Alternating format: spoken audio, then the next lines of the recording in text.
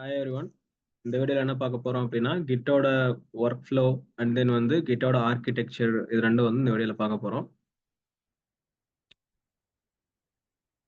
First கிட்டோட work flow பார்க்கலாம். So கிட்டோட work ஃப்ளோவில் பார்த்தீங்கன்னா கொஞ்சம் டைப்ஸ் ஆஃப் ஒர்க் ஃப்ளோலாம் இருக்குது. ஸோ ஃபர்ஸ்ட் பார்த்தீங்கன்னா சென்ட்ரலைஸ்டு ஒர்க் ஃப்ளோ இருக்கும். ஸோ சென்ட்ரலைஸ்டு ஒர்க் ஃப்ளோன்றது பார்த்தீங்கன்னா ஒரு சிம்பிளான கிட் ஒர்க் ஃப்ளோ தான். இது எப்படின்னு பார்த்தீங்கன்னா நம்ம ஒரே ஒரு பிரான்ச் மட்டும் தான் இங்கே மெயின்டைன் பண்ணுவோம். ஸோ அப்போ என்ன சேஞ்சஸ் நீங்கள் பண்ணீங்க அப்படின்னாலும் அது டோட்டலாக வந்து அந்த மெயின் பிரான்ச்சில் மட்டும் அஃபெக்ட் ஆகிட்டே இருக்கும். ஒரு வெர்ஷன் கிரியேட் பண்ணுறீங்க, புதுசாக ஒரு வெர்ஷன் கிரியேட் பண்ணுறீங்க அப்படின்னா அது எல்லாமே ஒரே பிரான்ச்சில் லைக் வந்து கண்டினியூஸாக வந்து ஒரே பிரான்ச்சில் நீங்கள் சேஞ்சஸ் பண்ணிகிட்டே போவீங்க. சரிங்களா? நியூ வெர்ஷன்ஸ் வந்து கிரியேட் பண்ணிகிட்டே போவீங்க. அது வந்து ஒரே பிரான்ச்லேயே கிரியேட் பண்ணிகிட்டே போவீங்க. மல்டிபிள் பிரான்ச்சஸ் கிரியேட் பண்ண மாட்டோம். ஒரே பிரான்ச்சஸ்லேயே நம்ம சேஞ்சஸ் பண்ணி புது புது வெர்ஷன்ஸ் கிரியேட் பண்ணிகிட்டே போவோம். இது வந்து சென்ட்ரலைஸ்டு ஒர்க் ஃப்ளோ. நெக்ஸ்ட் பார்த்தீங்கன்னா ஃபியூச்சர் பிரான்ச் ஒர்க் ஃப்ளோன்னு சொல்லுவோம். இங்கே பார்த்தீங்கன்னா நிறைய பிரான்ச்சஸ் கிரியேட் பண்ணுவாங்க. எந்த ஒர்க் நீங்கள் பண்ணணுமோ அதுக்கு பேஸ் பண்ணி ஒரு பிரான்ச் கிரியேட் பண்ணிட்டு அதாவது ஒரு டாபிக் எடுத்துக்கிறோம் அப்படின்னா ஸோ அந்த டாபிக்கு அது பேஸ் பண்ண ஆல்ட்ரேஷன்ஸ் அண்ட் ஒர்க்ஸ் மட்டும் ஒரு பிரான்ச்சில் நடக்கும். ஸோ அப்போ வந்து ஒர்க்கை வந்து மல்டிபிள் பிரான்ச்சஸில் பிரிச்சுருவாங்க. ஸோ இப்போ ஒரு ப்ராஜெக்ட் இருக்குது அப்படின்னா வந்து அந்த ப்ராஜெக்ட் வந்து ஒரு 5 டைப்பாக 6 டைப்பாக பிரித்து ஒன்னொன்னுலேயும் ஒரு ஒர்க் பண்ணுவாங்க. சரிங்களா? ஒரு பிரான்ச்லையும் ஒரு ஒர்க் பண்ணுவாங்க.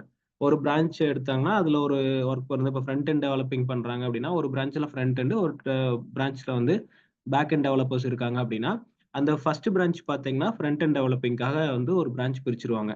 அதுக்கப்புறம் அதை இன்னும் ஸ்பிளிட் பண்ணி மல்டிபிள் பிரான்ச்சஸாக கிரியேட் பண்ணி மல்டிபிள் சப் டாபிக்ஸ் கொடுத்து அதுக்கேற்ற மாதிரி என்னென்ன ஒர்க் பண்றாங்க அப்படின்றத ஸ்பிளிட் பண்ணி பண்ணிட்டு இருப்பாங்க. ஸோ அந்த டாபிக்கான ஒர்க்கு அந்த பிரான்ச்ல மட்டும்தான் நடக்கும். இந்த மாதிரி ஒர்க் பண்ணும்போது பார்த்தீங்கன்னா ஏதாவது எந்த ஒரு கோடிங்ஸ் செக் பண்ணணும், எந்த ஒரு எரர்ஸ் ஏதாவது செக் பண்ணா கூட அந்த பிரான்ச்சை ஃபாலோ பண்ணாங்கன்னா ரொம்ப ஈஸியாக வந்து ஃபாலோ பண்ணி எரர்ஸ் வந்து அவாய்ட் பண்ண முடியும். அண்ட் தென் ஒர்க் வந்து எஃபிஷியண்டாக பண்ண முடியும். ஸோ இதுதான் வந்து ஃபியூச்சர் பிரான்ச் ஒர்க் ஃப்ளோ அப்படின்றது சொல்லுவோம். மல்டிபிள் பிரான்ச்சஸ் கிரியேட் பண்ணி ஒரு ஒர்க்கையும் ஒரு பிரான்ச்சில் தனித்தனியாக பிரித்து கொடுத்துருவாங்க. அதுக்கேற்ற மாதிரி அந்தந்த டீம் அந்தந்த பிரான்ச்சில் வந்து ஒர்க் பண்ணிட்டு இருப்பாங்க. இதுதான் வந்து ஃபியூச்சர் பிரான்ச் ஒர்க் ஃப்ளோன்னு சொல்லுவோம்.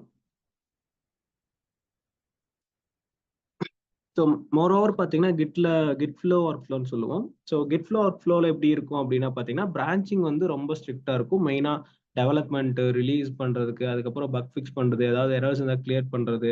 ஸோ இது எல்லாத்துக்குமே வந்து மெயினாக யூஸ் பண்ணுற ஒர்க் ஃப்ளோ பார்த்தீங்கன்னா கிட் ஃப்ளோ ஒர்க் ஃப்ளோன்னு சொல்லுவோம். ஸோ இந்த கிட் ஃப்ளோ ஒர்க் ஃப்ளோவில் பார்த்தீங்கன்னா பிரான்ச்சிங் ஸ்ட்ரக்சருக்கு ரொம்ப வந்து ஸ்ட்ரிக்டாக ஃபாலோ பண்ணுவாங்க. ஸோ பிரான்ச்சஸ் வந்து ஹெவியாக இருக்கும். ஒரு ஒர்க்குக்கு ஏற்ற மாதிரி ஒரு பிரான்ச்சஸ் தனித்தனியாக இருக்கும்.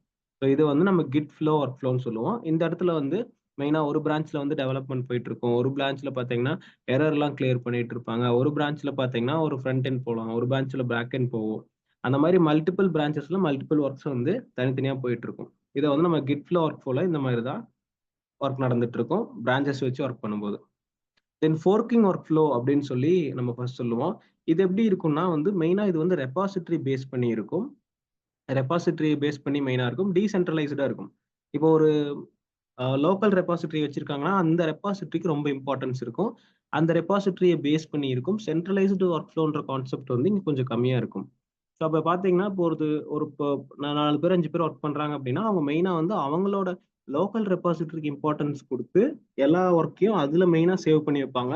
அதுக்கப்புறம் தான் அதை வந்து மெயினாக சென்ட்ரலைஸ்டு கொண்டே போவாங்க. ஸோ மெயினாக பார்த்தீங்கன்னா சென்ட்ரலைஸ்டு கான்ட்ரிபியூஷன் வந்து இந்த இடத்துல வந்து கொஞ்சம் கம்மியாக தான் இருக்கும். டீசென்ட்ரலைஸ்டாக தான் இருக்கும். அண்ட் ஃபோர்க்கிங் ஒர்க் ஃப்ளோன்னு சொல்றது பார்த்தீங்கன்னா மெயினாக வந்து லோக்கல் ரெபாசிட்டரியில் எல்லாருமே வந்து கொஞ்சம் பாப்புலராக வந்து அதிகமாக ஒர்க் பண்ணுவாங்க. ஸோ அதிகமாக ஒர்க் பண்ணிட்டு மெயினான ஒர்க் ஃபுல்லாக வந்து அந்த லோக்கல் ரெபாசிட்டரியிலே மூவ் ஆகிட்டு இருக்கும். ஃபைனலாக எல்லாம் முடிச்சுட்டு அதுக்கப்புறம் சென்ட்ரலைஸ்டு பண்ண பார்ப்பாங்க. இந்த ஒர்க் ஃப்ளோ பார்த்தீங்கன்னா நம்ம ஃபோர்க்கிங் ஒர்க் ஃப்ளோன்னு சொல்லுவோம். இதெல்லாம் தான் multiple types of work flow கிட்ல அவைலபிளாக இருக்கு. இந்த நெக்ஸ்ட் பார்த்தீங்கன்னா கிட்டோட ஆர்கிடெக்சர் எப்படி இருக்கும் அப்படின்னு பார்க்கலாம். கிட்டோட ஆர்கிடெக்சர்ல பார்த்தீங்கன்னா மெயினான விஷயம் பார்த்தீங்கன்னா ஒரு 3 ஸ்டேஜஸ் இருக்கு. ஃபர்ஸ்ட் ஸ்டேஜ் பார்த்தீங்கன்னா ஒர்க்கிங் டைரக்டரின்னு சொல்லுவோம். செகண்ட் ஸ்டேஜ் பார்த்தீங்கன்னா வந்து ஸ்டேஜிங் ஏரியான்னு சொல்லுவோம். தேர்ட் ஸ்டேஜ் பார்த்தீங்கன்னா ரெபாசிட்டரின்னு சொல்லுவோம். ஸோ இதுக்கு வந்து இன்னும் கொஞ்சம் நேமஸ் கூட கொடுப்பாங்க. ஃபர்ஸ்ட் வந்து அன்ஸ்டேஜ் ஏரியா, தென் ஸ்டேஜ் ஏரியா, தென் கடைசியில் இருக்கிறது கமிட்டட் ஏரியா அப்படின்னு சொல்லுவாங்க. ஸோ மெயினாக வந்து நம்ம இந்த வேர்ட்ஸ்லையும் எடுத்துக்கலாம். ஒர்க்கிங் டைரக்டரின்றது கரெக்ட் தான். ஒர்க்கிங் டைரக்டரி அண்ட் தென் வந்து நெக்ஸ்ட் அந்த டேட்டா ஸ்டேஜ் ஏரியாவுக்கு அந்த கோட்ஸ் போகும். தென் அதுக்கடுத்து ரெபாசிட்டரியில் ஸ்டோர் பண்ணப்படும். இதுதான் வந்து கிட்டோட ஆர்கிடெக்சர். இன்னொன்று பார்த்தீங்கன்னா இதுல இருக்க வெர்ஷன்ஸ்லாம் ஸ்டோர் பண்றதுக்கு லைக் வந்து இப்போ ஒரு ட்ரீ கிரியேட் பண்றாங்க, ஒரு ஆப்ஜெக்ட் இருக்கு, ஒரு கமிட்மெண்ட் பண்றாங்க, அண்ட் தென் வந்து ஒரு டேக் கிரியேட் பண்றாங்க அப்படின்னா இது எல்லாமே பார்த்தீங்கன்னா ஆப்ஜெக்ட் டேட்டாபேஸ்ன்னு சொல்லுவோம். அதாவது ஒரு மெயினான டேட்டாபேஸ், அந்த டேட்டாபேஸ் பேர் ஆப்ஜெக்ட் டேட்டாபேஸ்ன்னு சொல்லுவோம். அந்த ஆப்ஜெக்ட் டேட்டாபேஸ்ல தான் எல்லாத்தையும் வந்து ஸ்டோர் பண்ணி வைப்பாங்க. அதுல ஸ்டோர் பண்ணி வைக்கிறதுனால வெர்ஷன் கண்ட்ரோலிங் கொஞ்சம் ஈஸியா இருக்கும். ஸோ அவங்க யூஸ் பண்றது ஆப்ஜெக்ட் டேட்டாபேஸ் தான். இந்த மாதிரி கமிட்மெண்ட்ஸ் எல்லாமே ஸ்டோர் பண்ணி வைக்கிறதுக்கு. ஸோ ஃபர்ஸ்ட் நம்ம வந்து இந்த ஆர்கிடெக்சர் எப்படி இருக்கு அப்படின்றத நம்ம கிளியரா பார்க்கலாம். பாத்தீங்கன்னா ஒர்க்கிங் டைரக்டரி, ஸ்டேஜிங் ஏரியா, ரெபாசிட்டரின்னு சொல்றேன். பட் அது வந்து இன்னும் கொஞ்சம் கிளியரா ஒரு ஸ்ட்ரக்சர்டா பார்த்தா தான் புரியும். அது இப்போ பார்க்கலாம். ஸோ இதுல பாத்தீங்கன்னா லோக்கல், ரிமோட் அப்படின்றது 2 குடுத்துருக்கோம்.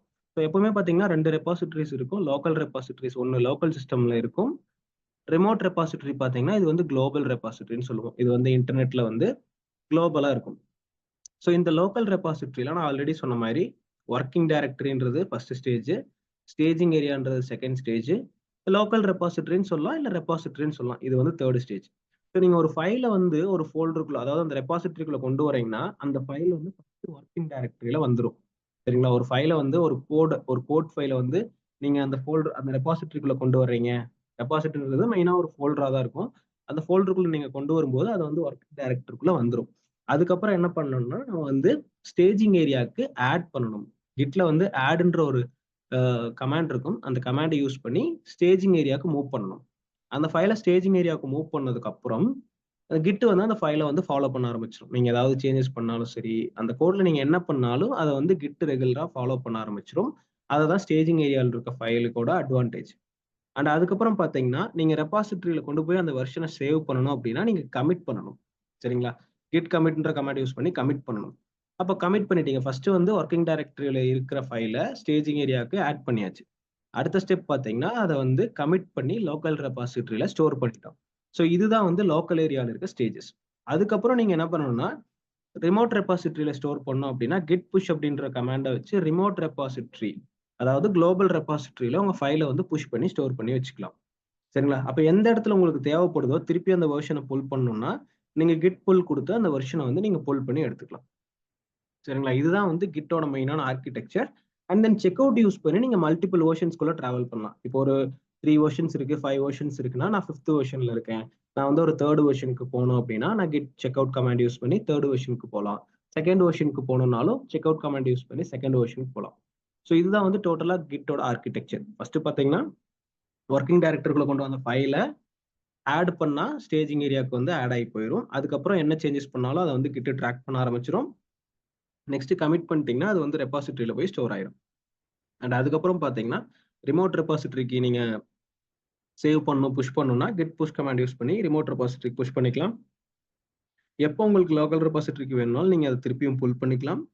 அதுக்கடுத்து நீங்க மல்டிபிள் வெர்ஷன்ஸ்க்குள்ள ஒர்க் பண்ணணும் அப்படின்னா ஒரு வெர்ஷன்ல இருந்து இன்னொரு வெர்ஷனுக்கு சேஞ்ச் ஆகி போனா நீங்க git check out command use பண்ணிக்கலாம். இதுதான் வந்து கிட்டோட ஆர்கிடெக்சர்.